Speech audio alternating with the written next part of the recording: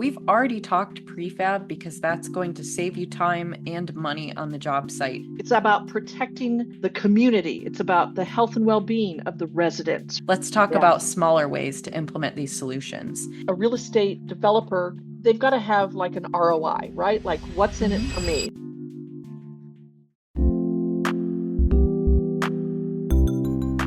Welcome back to another episode of Innovative Real Estate with 3 Squared Architecture. Today, we're going to be talking about a great topic, circular economy and designing a building for its own funeral. So we are going to be talking about how we reset our minds to think about more of disassembly for buildings rather than demolition. So the overall concept here and the inspiration behind this is that 3 Squared loves to live by our core value of being a good steward. That means we love to be a good steward for the built environment, and we have a massive issue with trash buildings that just don't have a very long lifespan. They are built to last maybe 30 years at best, and so how do we start to address that and build better? So that includes building more sustainably, but also making a project pencil. So all of these things are keeping a project realistic and buildable.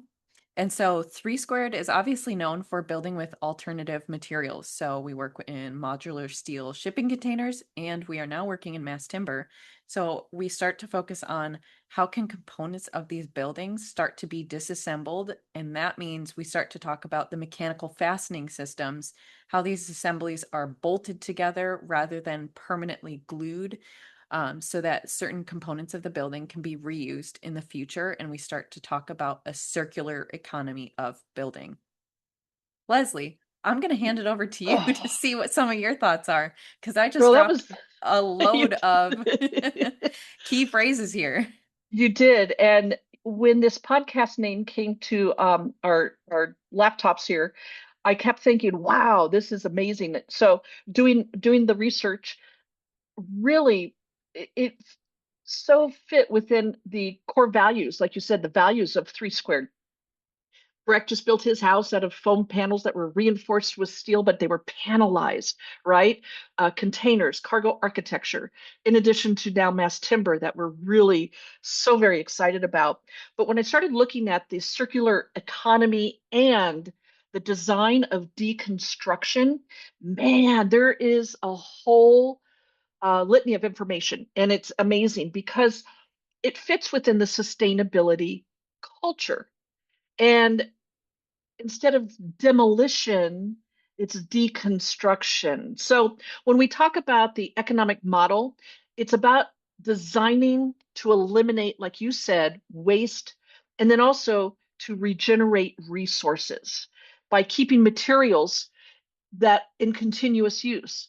I mean, our landfills, holy smokes, are just getting, I mean, they're just abused. And how much can we really how long does it take for a steel plate to get back to Mother Earth? I mean, you have to melt it, but if it doesn't make it, all the nails, all the screws, all the other stuff. But at the end of the day, if we design for deconstruction, and there is an acronym DFD for this, we're just going to say design for deconstruction. It is actually core circular strategy in architecture of all places, which is really exciting. It's exciting because I feel that our team leads the path in the architecture and then in utilizing prefabricated and modular buildings. But if we can do it in a planned during the actual planning and during the permits and during all of the construction documentation, and if we can actually create products or a building's end of life plan, right? By ensuring that these components can actually be disassembled and reused rather than demolished and sent to landfill. What a great gift.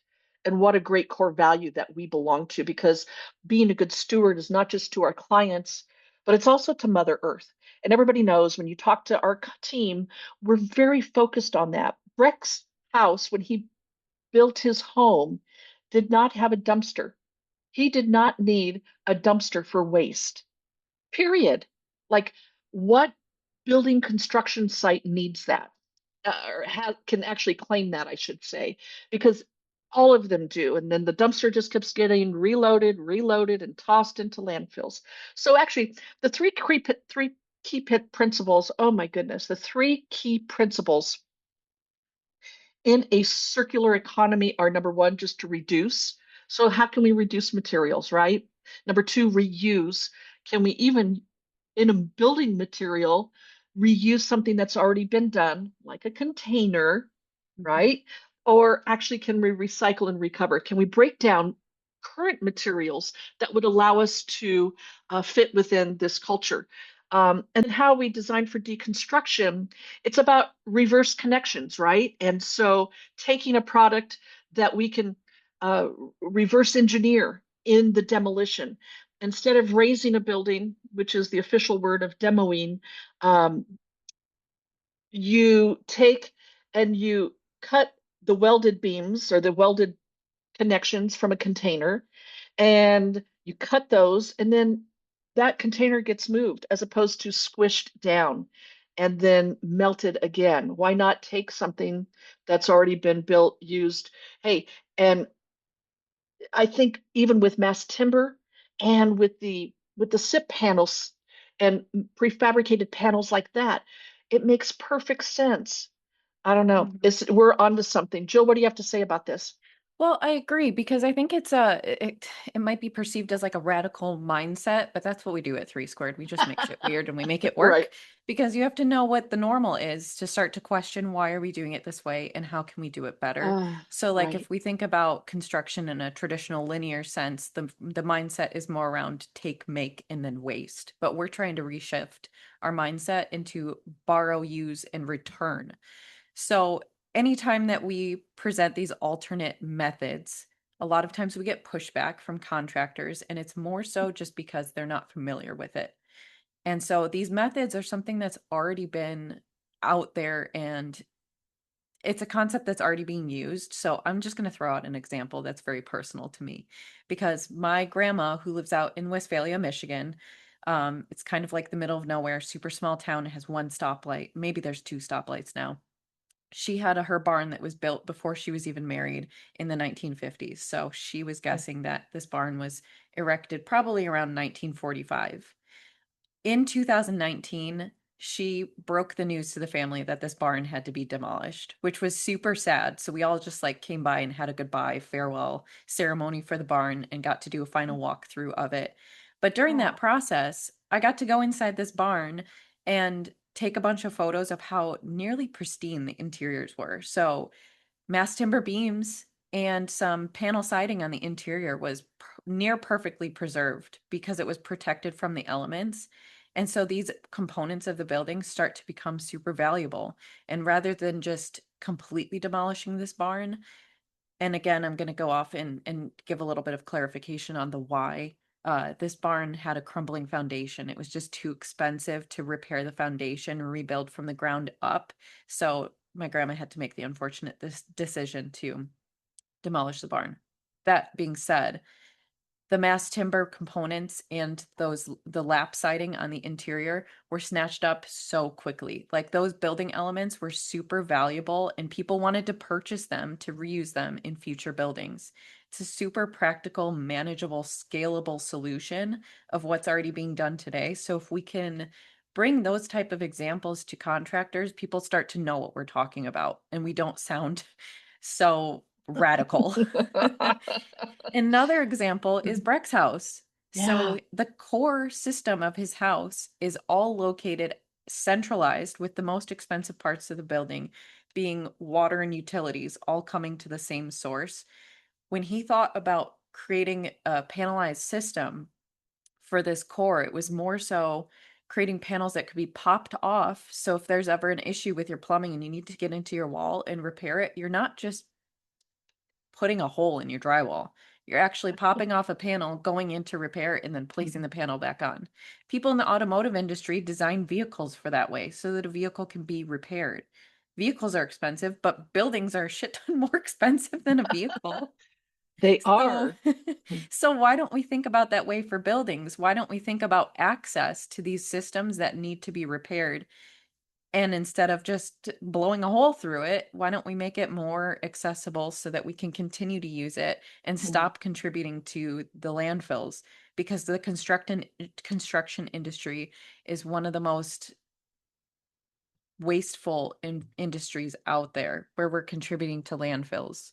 It is the number one Hmm. reason for waste in this planet is is construction waste. It is the number one.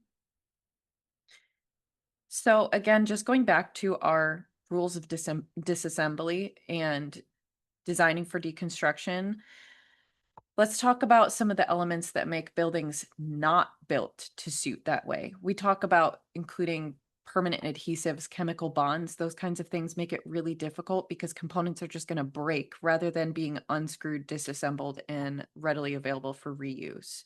So if we start to think about the prefabricated nature of buildings, we've already talked prefab because that's going to save you time and money on the job site. If you're creating elements in a safe, environmentally sound space and then transporting it to a job site, setting it in place and walking away with a building frame in a much faster time frame.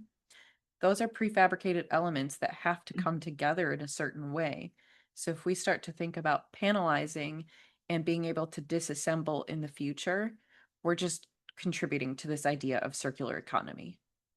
Jill, I feel like what we're doing is we're just adding on to the pre-con or the pre planning for adaptive reuse, which is Mhm. really, if people haven't really seen a lot of that activity happening, taking an old shopping mall and then adapting all the current buildings. We're taking on a project up in Port Austin that have barracks and things like that, but Mhm. adapting its old use into something new. Um, as opposed to tearing it down. So I feel like what we're doing with this type of conversation is we are creating, even in the beginning plannings of a building, let's, if the building has to go, it has to go. However, what can we do in order to make it a sustainable so long, I think is the deal in moving forward with this type. And it's brilliant. I think it's super brilliant. We take a look at some of the demolition that's happened, and Detroit's a great example of this. And it's not just about Detroit. It's happened in every city. But when we had the grand escape of people who were, in the back in the 60s when we went from 2.3 million people down to, 700,000, like in a matter of 2 or 3 years, mass exodus. Mhm. It left all these homes and then they got terrible. And I mean, like instead of, if there was a little pre-thought in advance, a lot of that material could have been reused and updated. We know that that happens, and then when it gets demolished, it then, if it's not going into a landfill, it went into the foundation underground, which is now causing so many other problems. So I think being more thoughtful in this process is being a good steward. Agreed. And I think that we're already playing the game by utilizing shipping containers and mass timber panels Hmm. because we utilize these systems where we compare them inherently to Legos. So we're stacking these buildings the way that you would stack a Lego system. Legos are deconstructible. You Yeah. can you imagine if you just like couldn't take apart your Legos? It would be null and void. No one would want to Oh. use Legos. So, if you think about unbolting a building, you start to think about future applications and repairability of the building while it's in use. So, I think that those key values are just all emphasizing this being a good steward to the built environment and preventing material from clogging up landfills. Um, while we might not be able to design a building that can last forever, we can start to think about it in systems, which is another one of our core Mhm. values is thinking in systems. We can design it so that buildings components can be repurposed part by part. I like it. Hey, was your grandma sad when the building left? She was, but at the same time, she was like, it's time. It been there a long. I think the rest of the family was more sad than she was. She was the one responsible for its upkeep. She was like, I've made my peace with it. Wanted to throw that question in there. Um, Jill, talk to us about some of the rules about disassembly and what, like, we know what the rules are for assembling projects and buildings because there are very specific rules that we have to tend to meet building code. So are there rules in the disassembly and are there good practices?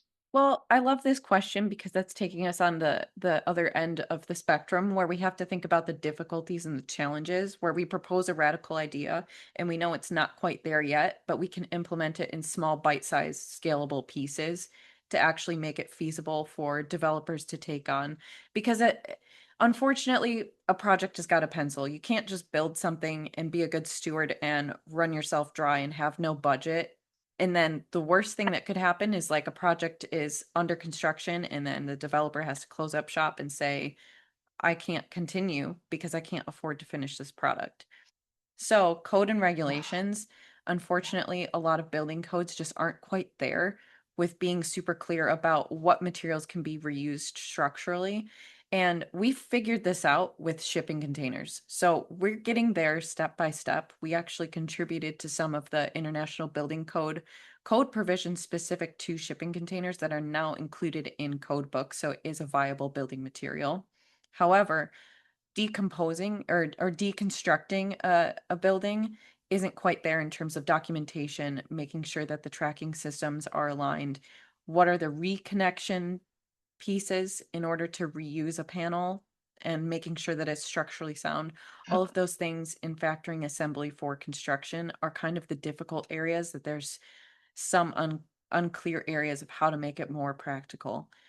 So when we start to think about the overall benefit to a builder and a developer in finances, that's where it starts to make a lot more sense, is if we think about a building that's got a longer lifespan, how do we make it pencil for the developer and make sure that this actually becomes a core value for everyone who's building? That is the key. I mean, that is the absolute key. You know, we're dealing with our Cochrane Commons project and our pro forma. And when the team suggested, and I use that word loosely, that this would be mass timber as opposed to another material that's sustainable or even prefabricated, I really had to take a step back because in development, I mean, you can have all the bells and whistles, but if you can't pay for them and then in the back end, you can't get enough rents or sell it for that price, what's the frickin' point? There is zero. So in order to see your and it has to pass a bank test. It's not just me saying, yeah, I think I can make it happen. Your funders, they're the ones that are scrutinizing the heck out of it. And you know what? You can say no, but it's sustainable. It's going to be deconstructed in 100 years. They're not going to give two shits about it. Like they're like, no, we really need because we don't want to take that building back, right? So, as a developer, it's really important to utilize. So, for example, in mass timber, one of the only ways we're going to be able to do this is because there are tax credits. Number one, more and as importantly, uh, there are uh, grants for building with wood in the United States of America because it's a newer technology. I mean, right now, if we had to go, now just with the caveat, we're not building the whole project out of mass timber because right now we don't have enough facilities close enough to us. We can buy we can buy some of the pieces uh, and we talked about this in in one of our last episodes, but we can certainly buy some of the glue lam and some of the really big pieces, like the huge, like that. It would just make this building like shine, but they'd have to be put on a boat with tariffs and travel across, you know, thousands of miles and then get put on a truck. Good luck with that these days, Oh, and yeah. transported here as well. So that's what I was thinking when the team suggested this. I'm like, oh man, it's never going to happen. We can't afford $450 just for construction costs. What are you guys thinking? Yeah. Um, A key yeah. component to that conversation, Leslie, was use mass timber where it makes sense. So we automatically Yes. switched to a Hmm. hybrid building construction. So a combination of Yes. steel and mass timber Hmm. CLT panels, because Yeah. glulam are some of the most expensive mass timber components, and a lot of manufacturers in the US differ in what they provide. So some only provide CLT panels, some provide glulam, some provide both, but all kind of have different standards and Mhm. sizing. So that's where Europe is a little more ahead because they've standardized their systems so much. But where we talk about hybrid construction in utilizing steel for your main structural elements and then CLT panels for the floors and ceilings, it starts to pencil, it starts to make sense. And then we can Mm. provide this biophilic building that's Mm. contributing to a better built environment. And so that kind of starts to relate back to this initial concept of the design for deconstruction. So we're thinking about it so far ahead in the game that before we've even constructed this building, components of this can be removed and you can put it into a circular economy to just Yes. kind of contribute to the built environment. You can think about health benefits, having better air quality, less VOCs emitted into the environment, and then you're using fewer adhesives, coatings, and binders that are bad for the built environment. So Jill, dive into this a little further for us. I know Mhm. you've gone to, I mean, you've done the heavy lifting and the research, and for the past, I think, 2 or 3 years now, and know everything, not everything, but you're a wealth of knowledge when it comes to this. But talk to us a little bit because as a real estate developer, they've got to have like an ROI, right? Like what's in it Mhm. for me? That's the big highlight for all of this. It can't just all be about Mother Nature and be doing good for the community. Tell us how that works. Yeah, so part of my studies in mass timber involved attending a conference in 2024 in Finland, which was just incredible. You put all of your best resources into one room and talk about how we can collaborate. And this was established by a memorandum of understanding via Gretchen Whitmer. And so that has been signed. It's back into play. So we still have that memorandum of understanding to continue to collaborate and generate knowledge from Finland and apply that here in Michigan. So we've made a lot of leaps and bounds in the mass timber realm, and that's why you see so many buildings out of mass timber here in Michigan, which I'm super proud of. So one of my friends that I connected with over in Finland, her name is Nini Westerholm. She went to Tampere University and she was getting her PhD there. And lo and behold, last week she actually released a paper with some of her colleagues from the university, and we'll credit and source it in our links below so that you guys can check out her paper. But there's this fantastic collaboration where they were kind of researching these core values that we talked about today. I thought the paper timing was just kind of perfect for our discussion. And so I did a little bit more diving in about the core principle behind this paper is that buildings should be treated as temporary assemblies of valuable materials and not permanent objects that are going to be destined for demolition. So if we're talking about valuable materials, that's what the developer is going to care about. And that's what's going to make a project pencil is how does this bring value to the built environment, the people occupying the building, and the overall end users. Hmm. Yeah, I think, I mean, we city municipalities and zoning, and actually, let's just talk about the economy, right? In the city of Detroit, I can't tell you how many commercial sites are empty or at, 15% capacity. And man, if you've got a storefront, what are your options? Like, what are your options? Agreed. And you can think about the layers of a building that start to have different components and different life cycles of what does the exterior facade have a lifespan of versus interior components. Obviously, the interior components that are more weather protected are going to last longer and be more viable for reuse. So those materials start to have more importance in the disassembly realm to reuse in construction elsewhere. I would also see that there could be a lot of flexibility in this as well, because let's say there is a shift or a change and you want to convert, and the city goes, yeah, convert this into, residential. Does this mean I have to tear down my building if I've used and I planned ahead and it's, 6 stories? Cochrane Commons, like, do I need to tear that down? What are your thoughts? I think that's a fantastic question, and we can liken it to buildings during COVID. There was a mass Mm. exodus of office buildings because people Ah, just figured out, hey, you can work from home, you can work remote. We don't necessarily need our super expensive lease on this office space. So some developers started to convert office buildings into residential units. It was yeah. difficult because a deep structure bay in an office doesn't allow for light the way that a residence demands, but people have made it happen. And so components like that start to make it more realistic for repurposing an existing building rather than just leaving it empty and an eyesore that starts to fall apart because no one's maintaining and loving this building anymore. You can start to repurpose it and introduce a new code. So rather than an office building, now it's residential. Those types of things I think start to become more feasible and scalable for different types of developers. And I know that the AIA is also, I mean, they're seeing the benefits of it. It's hard.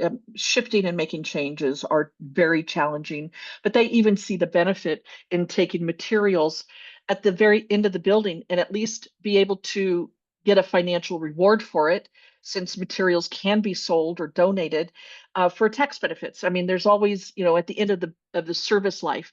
But the beautiful thing about that is our landfills really benefit. That's the key Hmm. point there, right? Like we're not having to, take truck after truck and remediate all or trash all the stuff and really store it in a way.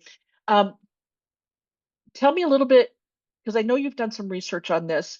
How far away do you think we are, or how far behind do you think we are in some of the, I guess, benefits that the European countries have? And I know people don't like to have the comparison, but I think that sometimes the mindset of construction in other countries, I think we have an opportunity to learn from. Agreed. Absolutely. So I think that if we're talking we as in three squared, we're already using these principles. I mean, Brett's Okay. house is example number one. Yeah. Shipping containers are example number two. We can just keep rolling down the list. But as far as the US goes, there's new systems that can start to be implemented to make this more feasible for other developers and builders alike to start to take on. So something in our research that we found is there's this new concept about material passport. So you start to identify where a material came from when it goes into the building. So there's essentially a digital birth certificate for all components of a building so that future contractors can start to analyze where is it appropriate for reuse of these certain materials. When was it born? How old is it? And how structurally sound is it? You need that type of data because that's another one of the difficulties of like, how do I deconstruct a building where you don't know who manufactured a certain component, you don't know what its load capability is, and then you're going to have to start to pay more for Uh, structural engineering. The connection details, are those connectors available for reuse, or do you have to scrap those? And what level of exposure has this building had to the elements over the years? So all of those things come into play. I know that these ideas that we talk about are not simple systems, but when we start to again just talk about them in more scalable, manageable components rather than turning the entire system upside down, tearing it apart, and throwing it in a landfill. Let's talk yeah. about smaller ways to implement these solutions. I think that's what starts to make it more viable for use in the US. And when we really focus on the economic benefit to the developer, that's when it it just makes sense because if a developer can only build their project if it makes sense and pencils, that's Mhm. when these principles are going to come into play. Any hope? Any hope for the barriers that exist? I believe so because there's a lot more research that's out there. I mean, we're already doing this. We're no stranger to shipping container construction. I think that a lot of our clients will kind of brag about their building being a cool factor. Everyone wants to just kind of knock on their door and get a tour. I think that there's more data and material availability coming out. So I don't think it's like an immediate shift. I think it's going to be like anything. It'll be more of a gradual shift because I don't think that we can come out here and say this building is going to last forever because it's just not. But No. I would like to say this building is going to last more than 10, 20, 30 years. Let's design for a 50-year building and Oh. then components of that building that can be taken away and reused into another building. And then you start to think about the 100-year lifespan of a certain panel from a building. I know we're getting ready to wrap up here, but I always go back to like our baseline of values, right? And better housing. And I've heard Breck say this 100 times. Better housing isn't just about people living in a house. It's not about that. It's about protecting the community. It's about the health and well-being of the residents. What are you breathing in? What, VOCs are on the walls and all of these, these these items that really take care of the health and well-being of each and every one of us. But it's also about the community. It's about building up a community and building the values of the homes and taking pride in your neighborhoods and having that type of, like you're walking down the street after work, walking a dog and going, wow, I am so proud to be a part of this community. Um, I think it's also about protecting the city and our